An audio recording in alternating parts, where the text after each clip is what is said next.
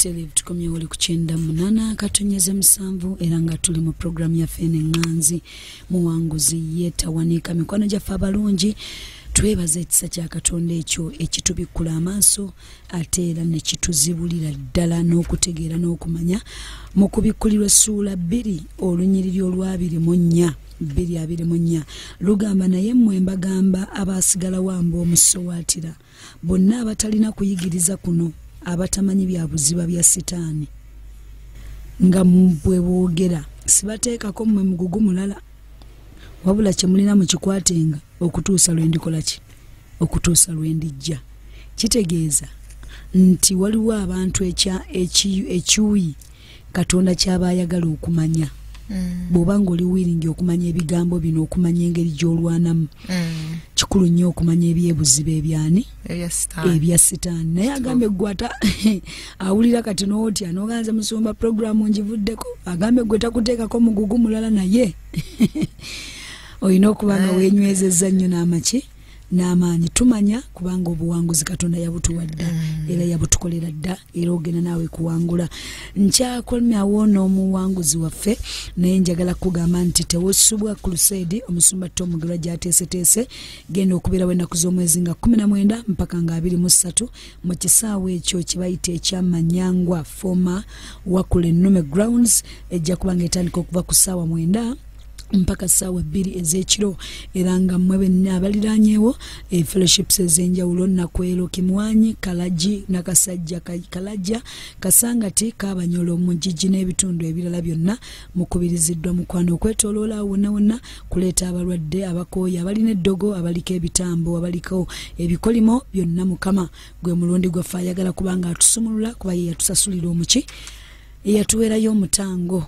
munzikirize tugende mu maaso nga kyagenda maaso n'omuwanguzi waffe Mukyala Gibson obadde oyingiridde ekigambo ky'obulokozi Katonda olugendo lw'obulokozi naye nga tonnaba kulokoka waliwo abamu abakola ze tuyita asimanya missions bantwala ku missions sitaani maazi kusimbako abamu babatuma mu makanisa kusuula basumba babatuma genda ku makulusedi egaane babatuma mu maka g'abasumba amaka ago gayonooneke naye nga ba agenti bonna babeera ba agenti gwe tolinaako katala lyonna Lucifer yakusindikamu kati nze Lucifer yali anjagala mukolera mu mirundi ng'esatu.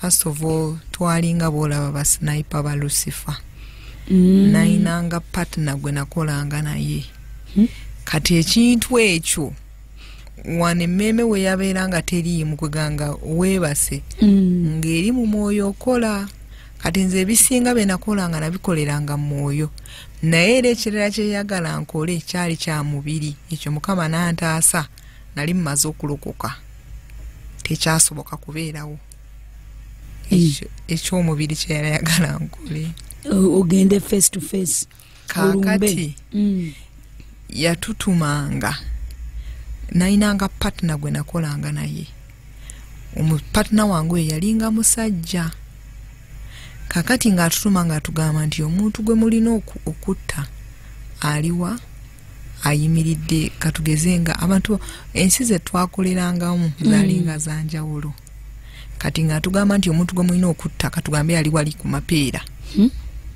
kati ffe nga tetwetaaga kumanya twalinanga target ndi tetwakubanga miisi ng'atugamba nti ali wali kati nga tulina okgenda ne tutagetinga ne tutta kubanga mission has to be done olwo mission yene eri mu Yokaana 10:10 nti sitaani yajja kubba okutta nakuzikiriza mazima olwo gwe wali ku front line yes nga tulinga ba sniper ngabo kati bwe kyensobola okujjayo mu lutalo ngabo tulaba movie mubeeramu abantu nga ba sniper yayimirira waggulu eri nga bataba president ayogera kati oli nayimirira gye batamulaba natta kati kye twakoleranga Lucifer kyekimu kye nakoleranga Lucifer lyejje yali akusimbyemu mu ngeri endala eryejje lyatanga mu ngeri eyo kati nganze tugenda ne batugamba nti ali Kamwokya ne tuyimiriranga ku mapeera ne tumanya nti ali Kamwokya wano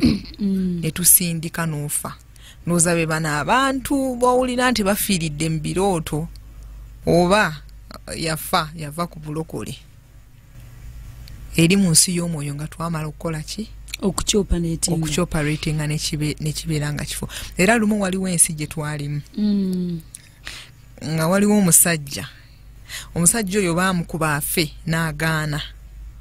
Kati nze ne partner wange ne tutandika okuseka ne tugamba agaanye okufa kati bagenda kumutta bubi nnyo. Kyokka ng'omusajja bamukubye kale bwe nalukuka feelings ne zikomawo ne ngamba nze obulungi okulaba omuntu gwe bakubye bwe batyo nga sina na remorse yonna bamukuba nnyo n'agaana okufa ne tutandika okuseka ne tugamba agaanye okufa kati bagenda kumutta bubi nnyo nga ffe omuntu okufa kitunyumira.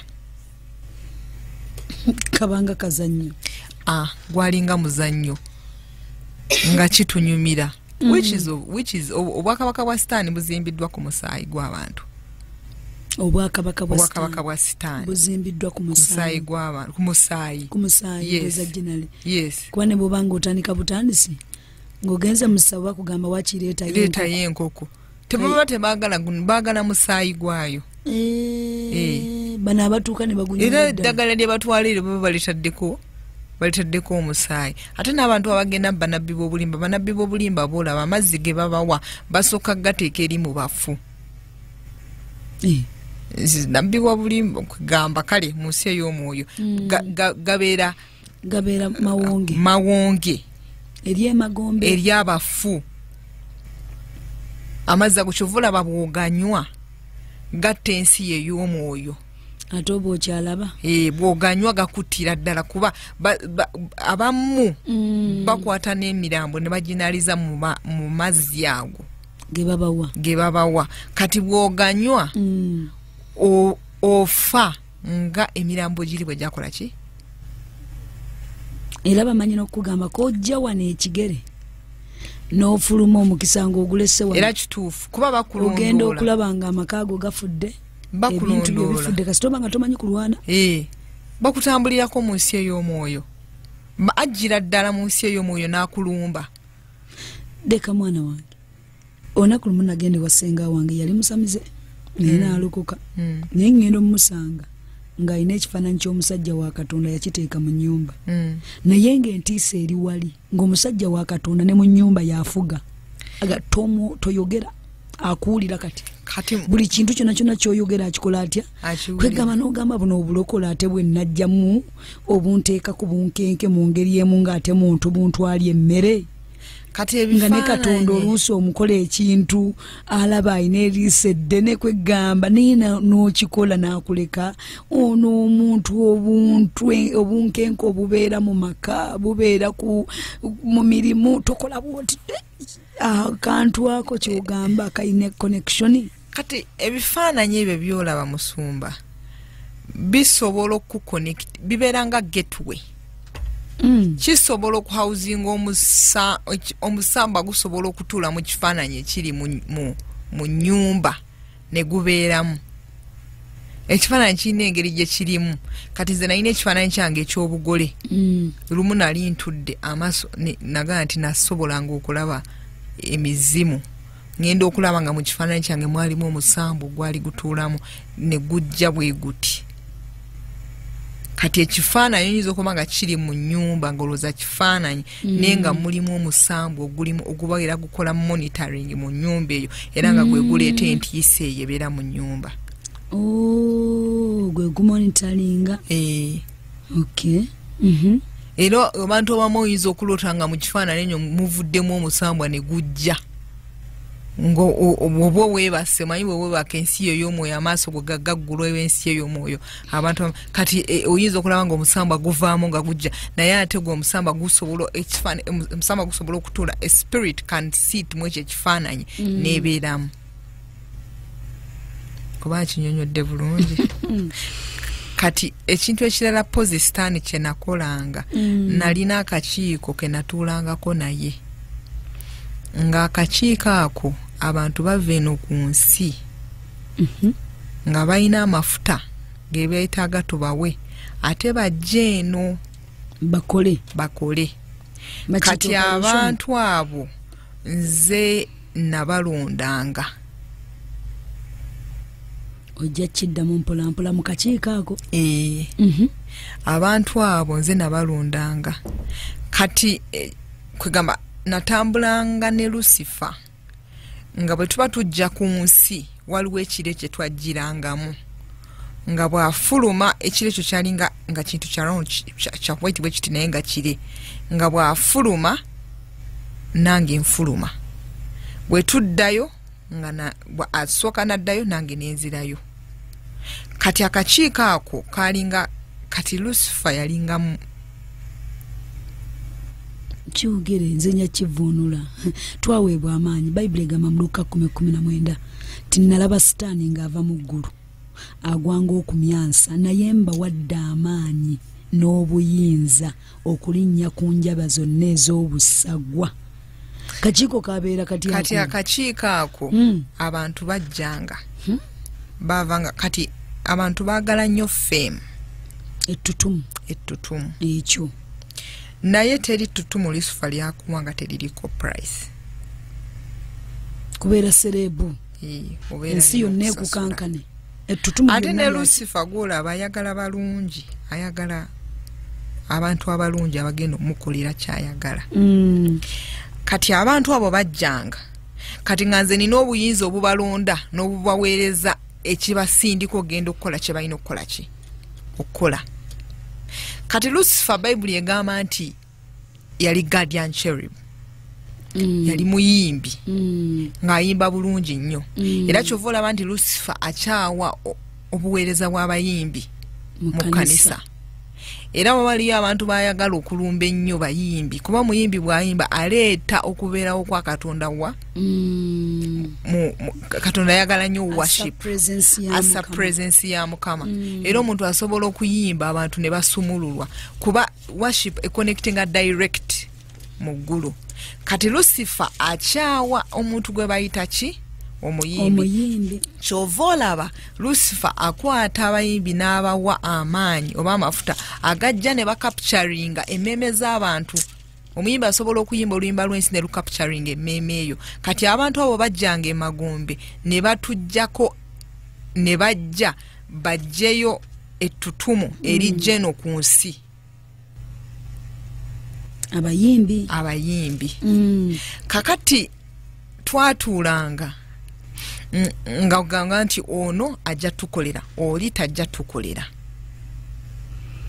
olwo wootuulira kyekiro ekyo kye weebakanga emmeme yatambudde oli mu nsi eri ekola ate eno omubiri gukoze eki gulinga ogwebase naye ate temuli kintu tewatambulanga misana watambulanga kiro wonna woweebakidde wonna ng'osobola okutambula n'ovaamu n'ogenda n'okola ki ate oluusi nabeerangayo eri ng'omubiri ne gusigala nga temuli kintu mmeme nga teriimu yateranga neekomangawo neemala neddayo ndowooza yakomangawo kaseera katono nnyo n'otegeera by'obadde okola neemala neddayo I don't know how it is nga kisa tewali musumanga ekisa tewali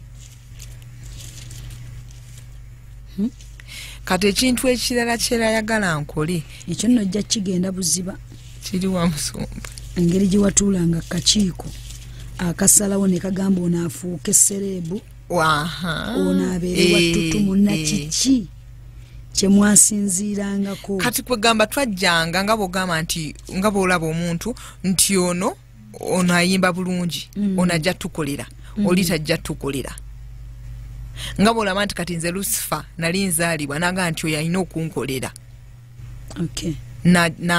nampamba by force kati era bwe kyabeeranga era ekyo ekintu ekyo kye twakolanga kye kyanyamba n'entandika okukola ki okwagala okutoloka nenga kati omuntu omulala bwajja bwenja okukozesa nkole ki ntoloke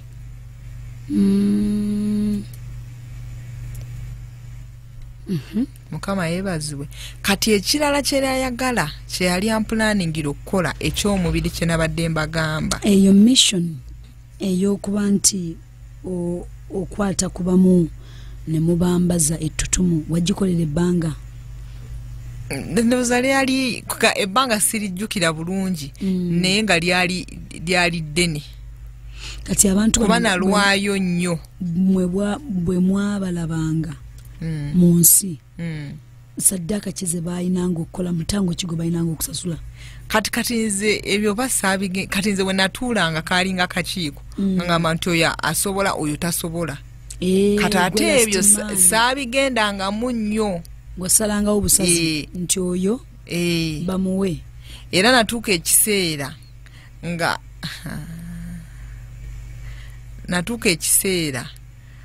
nga waliwo omuntu eyali angolokoseza agezaako kungolokoseza amagombe.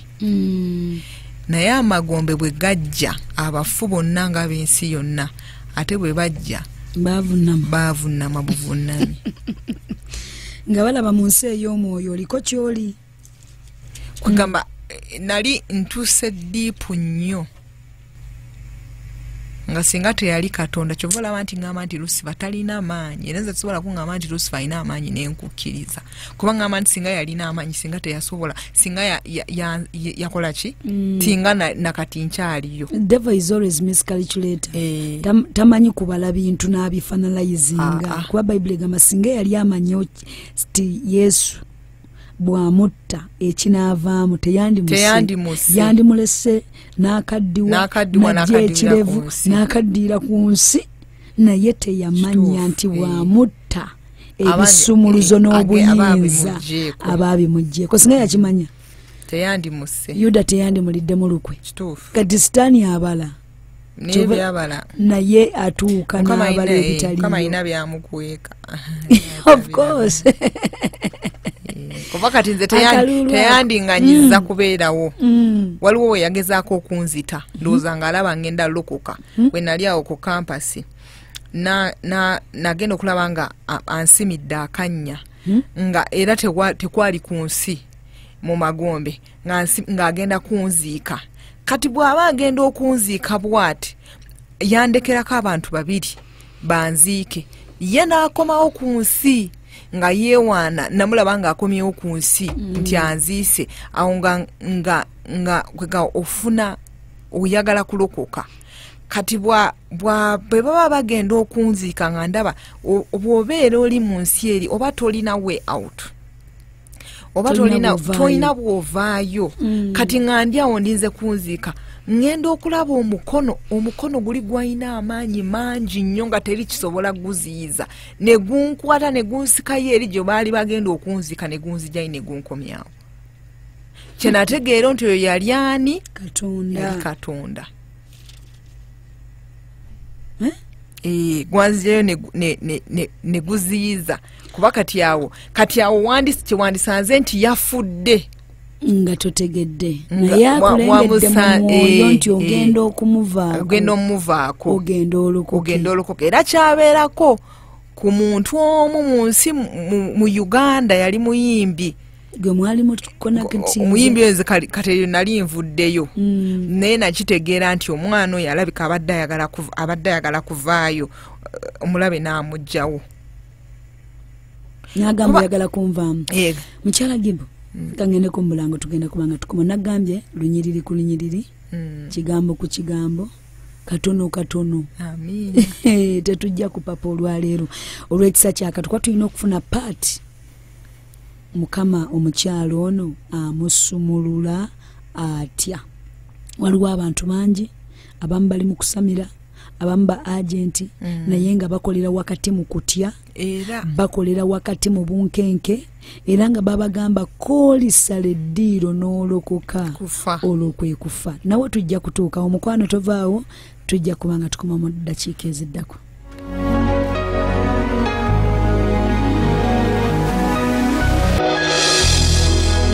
Owuliriza 98 Katonyeza musanvu emmere y'omwoyo gwo. Butelevu tukomye wali kuchenda munana katonyeza musanvu era nga tuli mu programu ya Fene Nganzi muwanguzi yetawanika mukwano gyaffe abalungi bino byonna bibeera mu nsi ate nga ekifo Katonda mwabisumulula tekiri wala bannange omuntu ayinza okuwulira mutundwe n'agamba oba mutundwe oba kiri luddawa mutundwe ogenda mu paaka empya oba Kampala mu Kampala mu paaka empya ne paaka enkadde nusu 1,500 oba 2,000 zokka ng'otuuka mu kifo kino abantu bali ku bunkenke bali wakati mu bulamu obuzibu naye nga bali kuki ku bunkenke. Amchala Gibson waliwo ekyawandiikibwa kyenjagala okusomerako nga tukyali ku pano ekiri mu Ezekieri 28 olunyiri olw'14 abantu bana batuliza bategeere ekifaananyi kya Lucifer kye yali Bayibuli esomesa egamba nja kubatandikira wano awasooka olw'obudde nti wali mu Adeni olusuku lwa Katonda buli jjinja ery'omuwendo omungi lyabanga lyakukubikkako sadiyo topazi alimasi berulo sokamu ne yesipaali byonna nga bonaabisoma kabukuulo emirimu gy'ebitaasa byo n'egyenderezo gyali mu ggwe kyekiri kyoyogeddeko ku bayimbi nti ayagala nnyo abaki abayimbi agambye nti emirimu gy'ebitaasa byo n'egyenderezo gyali mu ggwe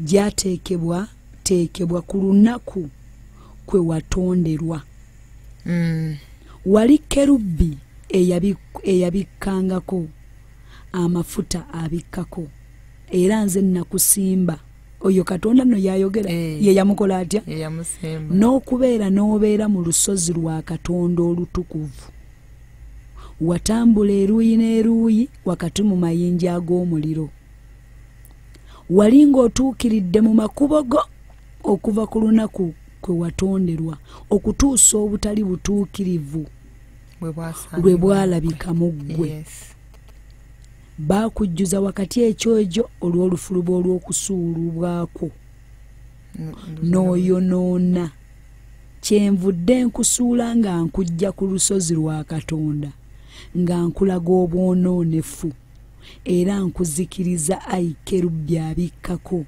okuva wakati mu mayinja ag'omuliro nja kusaba atuwuliriza ajja kweyongera okwesomera mpola mpola omanyi bwe tuwogera ebintu bino sitaani alina amaanyi naye waliwo eyamutonda n'amuwa erinnya Lucifer teyali mubi bamuwa erinnya ani Lucifer naye okutuusa obutali butuukirivu bwe balabika mu ye n'asuulibwa ku nsi that means n'agwa ne kye bayita corruptive powers yagwa n'amaanyi naye nga amaanyi Katonda yagalina agasinga yagwa n'amaanyi lwakuba nti amaanyi ge yagwa nago gasinga omuntu gakola atya galina kyova olaba bw'olokoka n'okkiriza Yesu ofuna amaanyi agamusinga ne gamugoba mu bulamu obwo tombuuliza ggwe enjiri tugende mu maaso era kituufu njagala abawuliriza nti Lucifer talina maanyi era waliwo ekiseera bw'otalina maanyi ng'olina Yesu kuba waliwo ekiseera bwe natuuka nentuuka neŋŋenda mu waliwo nga courtroom manyi bw'obeera Katonda alina ekintu kya respectinga endagaano kyova olaba nti mu Joshua abaana ba Isirayiri balina abaana ba Gideon bakola nabe endagaano unknowingly ne bajja ate ne babalumba ne babakuba Abagibeon Israel nejja nefuno ne babuuza twakoze eki naga nti mwakuba abantu be mwakola nabo ki endagaano kati Mukama respecting endagaano waliwo ekiseera ndowooza nja kyongerako enkya natuuka neŋŋenda yalinga courtroom nga ndaba waliwo omusajja atudde mu ntebe ya judgment kati nga ndi makati nga Lucifer ali wali n'emizimu gyalinga ebiri nga Yesu ali wali nga yambadde ebyeru Lucifer ng'agamba nti oyo wange kati nga nze eri obwakabaka bwa Lucifer nga nabukyawa nga ntambula njagala kusemberera Yesu naye Lucifer ng'agamba nti oyo wange. Naye Yesu yayogera ekintu. Yesu yatandika kuba nali mmanyi mwana wange lwakyoge ojja kutuukawo tontawula kakati tudde wali kati wali Lucifer kyakola naddala abantu abali eyo abali mu mbeera nga gye nalimu waliwo ekintu Lucifer kyakuteekamu ntiisa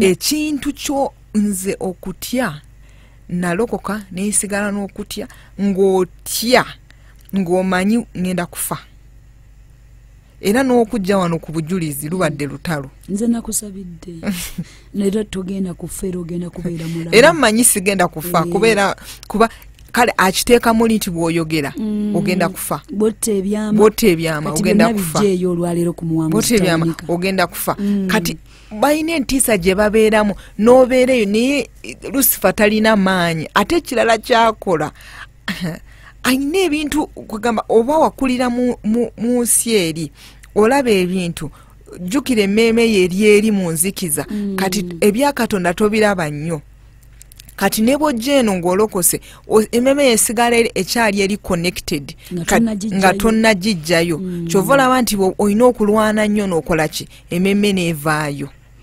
akuteekamu entiisa kati bw'olokoka n'atandika okuddusa awulindako tukyali wali kubanga tulina okulaba walokoka otya tubadde tukyali ku missions ziri ze yakkozesanga kati nekyetubaddeko ekirala yetutumu tubanoonya femu naye banoonya ssente abantu banoonyeza ebintu naye nga sitaani naye abirina era asobola obbikuwa asobola okukuwa n'abaana asobola okuwa ne sente z'oyagala naye kati abantu kye balina okutegeera ensi eno obwakabaka bubiri buno we are in the middle it is like a battle of souls kati ye Lucifer mukuwa buli kimu kyayagala kintu kimu kyokka kyayagala kuzikiriza mmeeme eyo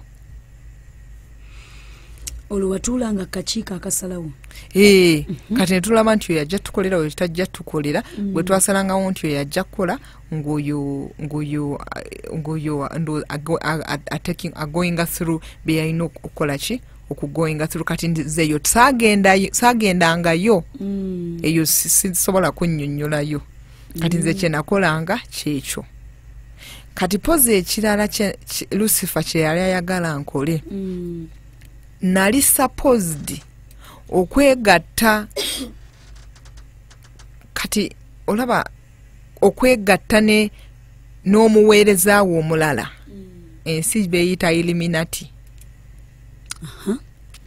bwe negatta naye of course ye yali agenda kubeera nga vessel eya Lucifer nali supposed okubeera olubuto nzaala omwana mu nsi eno omwana oyo kye bayita yandibadde hybrid ekyabeerawo kyovola Bayibuli kyovola nti bwe babulira enjiri nti ensi enaatera enkomere enaatera okutuuka kituufu kuba kati Bayibuli egamba nti nga mu biseera bya Nuuwa we biribeera nga Yesu anaatera okukola ki okukomawo kati omwana oyo gwe nali ngenda okuzaala yali agenda okubeera n'obulamu obw'omuntu ate n'obulamu obw'omwoyo ngali half human half demon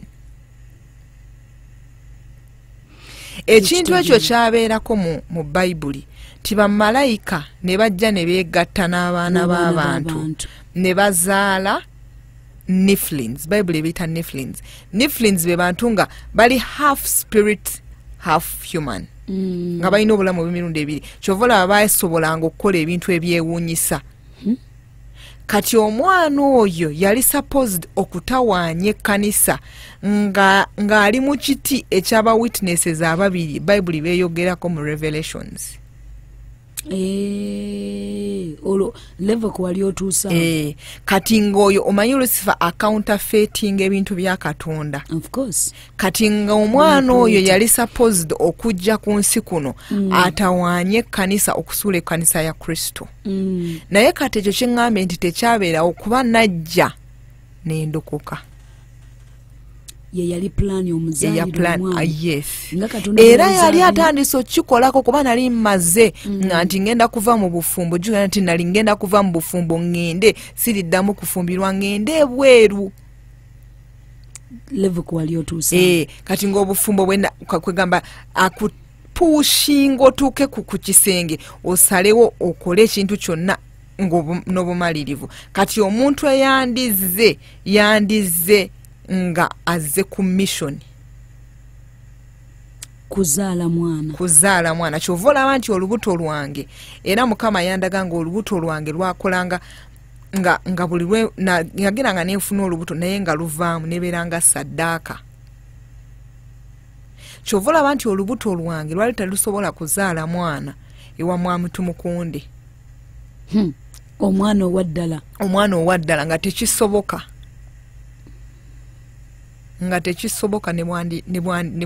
even if I wanted so much nga tekisoboka kuba lwali lwawongebwa okuzaala ekintu kya Lucifer. Mukama yeebazibwe. Level ko wali otuuse nga Sitaani ayagala kutuukiriza plan era ng'olubuto olwo lwali lulina okutuula mu muntu. Manyi Mukama buli muntu amutonda ne purpose ku nsi.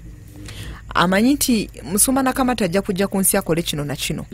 Kati Lucifer mwoyo era nalaba nti ekintu Mukama kye yantondamu okukolera abantu be kuba Mukama yantonda nga nina ekintu kye nina okukola eri ekkanisa.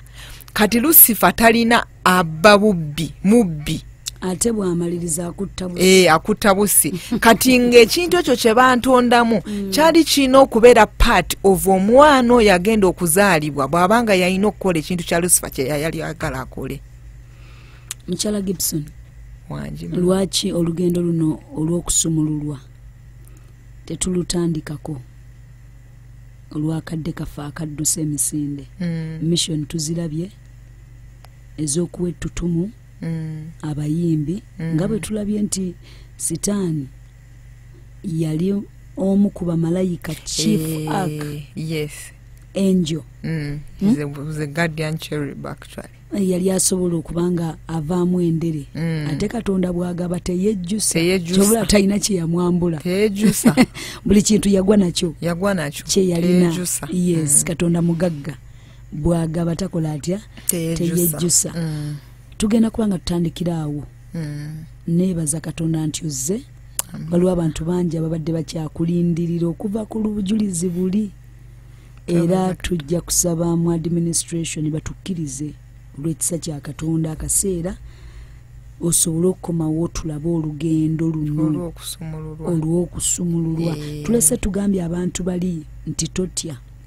Abamu nabasamize bakyali ku level ya etandika butandisi sabo, abamu tannaba na kutandika ku tonnaba na bagiyita nsimu, tonnaba na kuteeka nsimu ku lulimi n'oluteekako nga eyo kyaneeta kwokya tonnatuuka waawo. Naye ate Sitaani akugamba nti bw'ovaamu tekiriyo Sitaani talina maanyi. So n'olwekyo mukwano njagala kugamba mu kaseera kano mutukkirize tugenda kubanga tumukomyawo akaseera akanaaba kategeerekese olwa Mukyala Gibson tutandika olugendo olw'obulokozi.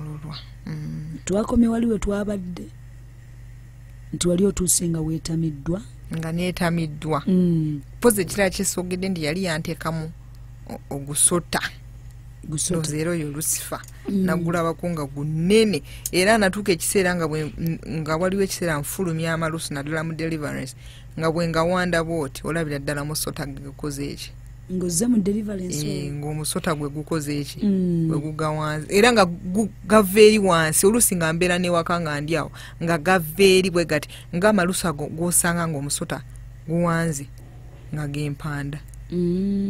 Poze ekirala natuuka ekiseera nga n'emmere sikyasobola na kulya mmere ya muntu nga ne bwe ngenda emanju nga sifuluma ng'omuntu bw'afuluma nga ntuuka ekiseera nga emmere gyempulira njagala okulya era mmere ya musota kuba nayinamu omusota munzi.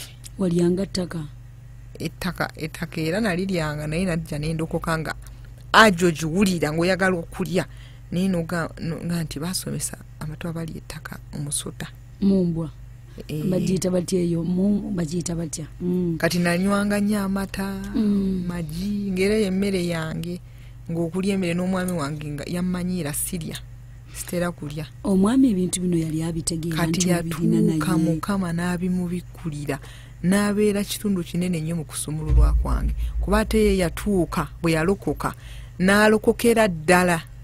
Onaamutuleeterako nga tugenda mu paati eyo ya deliverance. Era kyova olaba deliverance nali mwagala kuba ebintu ebimu byabeerangawo ye ng'abiraba ate nga nze oluusi nabeeranga siriiwo. Anaakomawo dde Mwami Gibson. Wabula wakwogera naye. Tujja kubanga tukomawo ne paati eyo olw'ekisa kya Katonda. Mikwano gyaffe abalungi munzikirize akaseera kano nsobole okubanga obudde bwange tebuli ku saidi yange. Tebuli ku saidi yange n'akatono kigezezaako kikwasaganya naye awo we tukomekereza. Muwanguzi tawanika takoze atya tawedde eyo naye tugenda kubanga mu kaseera kano kiki nkugambye nti otegeere ekifaananyi kya Sitaani kye yalimu nekyali nekyakola mu bulamu bwo. Yokaana 10:10 agamba Sitaani yajja okubba, okutta n'okuzikiriza. Naye Yesu yajja tube n'obulamu, tube nabwo mu bungi ddala. Life in abundance. Njagala oteeke emikono gyo mu kifuba oyatula ebigambo bino bye ngenda okukwatuza. Oba oli luddawa, oba oli mu ssabo, oba oli luddawa, oba ofaanana otya, si nsonga, teweesalira musango n'ebyokoze. Teeka emikono, oba wakola naye endagaano, teeka emikono gyo mu kifuba. Katonda agenda kujjayo olwaleero. Gamba ayi Yesu, olunaku olwaleero nange ndi mu maaso go era mpulidde ebigambo bino. Nzikiriza mu mutima gwange nti wafa n'ozuukira era njatula n'akamwa kange nti ndokose. Gy'amannya gange mu kitabo eky'okufa ogawandiike mu kitabo eky'obulamu. Bw'oliba oyita abalonde bo mbeera omu kwabo. Nkwebaza Mukama kubanga ondokodde era amiina. Ogenda kutusabira essaala. Tusabire essaala bawuliriza abaffe bonna. Ayi Mukama Katonda wange nkwebaza ku lw'akaseera kano Mukama. Nkwebaza gwe yanzija emagombe Mukama. Oli w'amaanyi Mukama gwe yasobola okunzijayo.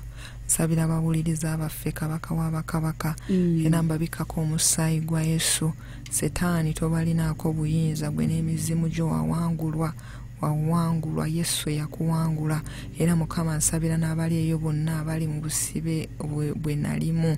Taata obalaba obamanyi wanzijayo osobola obbayamba Mukama. Mukama wange mmanyi nti olwaleero olina abantu b'ozibudde amaaso era Mukama mbasabira obalage obulungi nga bwe wandaga okwagala kwo obalage Mukama era mmanyi nti bagenda kuvaayo.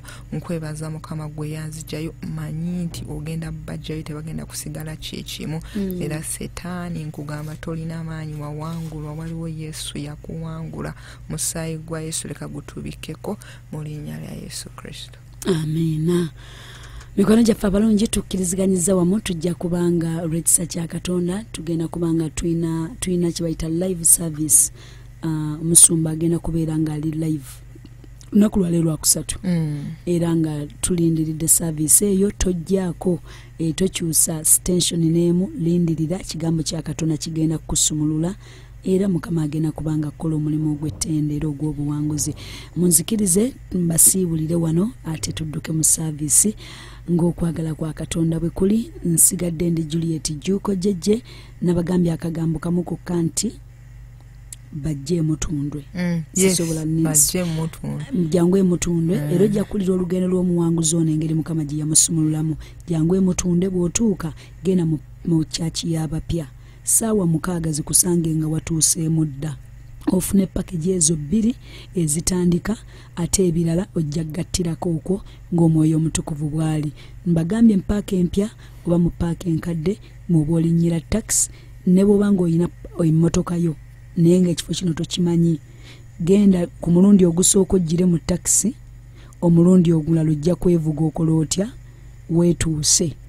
Mukama abanjagalire era abankuumire. Nsigadde ndi Juliet Juuko Jejje wamu n'omuwanguzi waffe Marina Anto Mukonde. Mukama abawa omukisa. Mwiraba mbeere bulungi.